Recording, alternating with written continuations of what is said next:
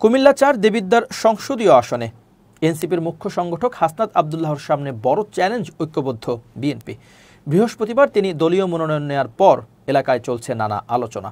এদিকে মাত্র দুদিন আগে কাকতালীয়ভাবে বিএনপির মনোনীত প্রার্থী ইঞ্জিনিয়ার মঞ্জুরুল আহসান মুন্সি এবং মনোনয়ন বঞ্চিত জেলা বিএনপির সদস্য সচিব AFM তারেক মুন্সির মধ্যে আলোচনা অনুষ্ঠিত হয়। সেখানে গ্রুপিং দ্বন্দ্ব ভুলে ধানের শীষের বিজয় নিশ্চিত করতে তারা একতাবদ্ধ হয়ে কাজ করার প্রত্যয় ব্যক্ত করেছেন।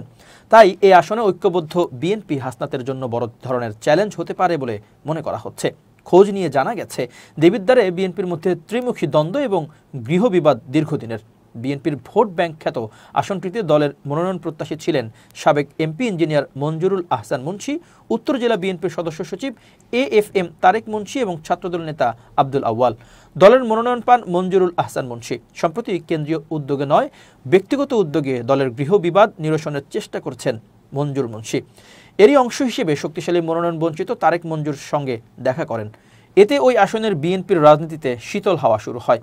এর আগে স্থানীয়রা ধারণা করছিলেন বিএনপির বিভাজন ও গৃহবিবাদ কাজে লাগাতে পারবেন এনসিপির হাসনাত আব্দুল্লাহ এবং জামাত প্রার্থী সাইফুল ইসলাম শহীদ। তাছাড়া হাসনাত ৫ আগস্টের পর দেবিদ্বারে ব্যতিক্রমী নানা উদ্যোগ গ্রহণ করে ভোটারদের মাঝে আলোচনায় রয়েছেন।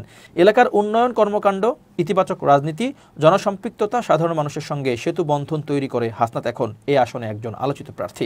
তবে স্থানীয়দের অভিমত, বিএনপি ঐক্যবদ্ধ হলে তা হাসনাতের জন্য বড় চ্যালেঞ্জ হতে পারে। আবার প্রশ্ন উঠেছে, বিএনপির গৃহবিবাদ কি বাস্তবে নিরসন হবে? তারা কি দ্বন্দ্ব ভুলে একই মোহনায় মিলিত হতে পারবে, নাকি এসবই আইওয়াশ?